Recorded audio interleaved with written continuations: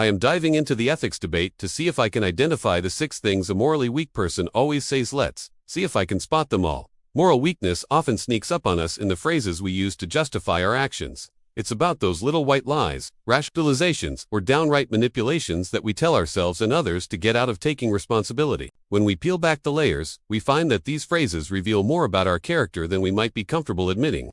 Identifying morally weak individuals can be tough, especially when they're skilled at hiding behind charming words. Their language can be a dead giveaway though. It's in the way they deflect accountability, shift blame, or manipulate emotions to get what they want. By paying attention to the phrases they use, we can gain insight into their ethical stance. But it's not just about pointing fingers. It's also about recognizing these traits in ourselves. Morally weak individuals often have a telltale way of speaking that can be quite revealing. Their words can be laced with justifications, excuses, or even veiled threats. When we hear certain phrases repeatedly, it might be time to take a closer look at the person using them. Are they avoiding responsibility, or are they genuinely interested in finding solutions? The challenge lies in being honest with ourselves and others about our intentions and actions. When we use certain phrases, are we trying to manipulate the situation to our advantage, or are we genuinely seeking to understand and resolve issues? It's a delicate balance, and one that requires a high degree of self-awareness. Let's dive into 6 common phrases that morally weak individuals tend to use. First, it's just this once. It won't hurt anyone. This phrase is a classic rationalization, downplaying the potential consequences of actions. Second, everyone else is doing it.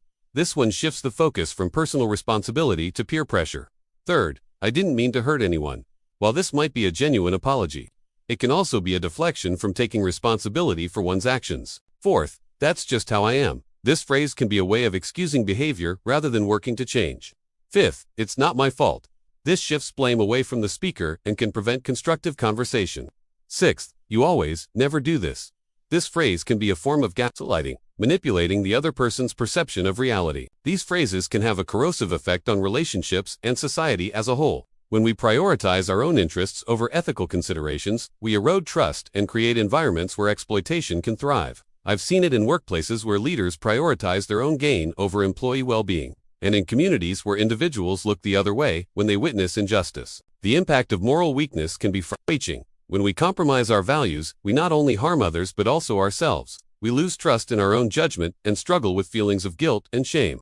On a larger scale, societies that tolerate moral weakness can become breeding grounds for corruption and abuse. Recognizing these phrases in ourselves and others is crucial. By being aware of the language we use, we can start to make changes. We can work on taking responsibility for our actions, being honest about our intentions, and seeking to understand others. So, what can we do differently?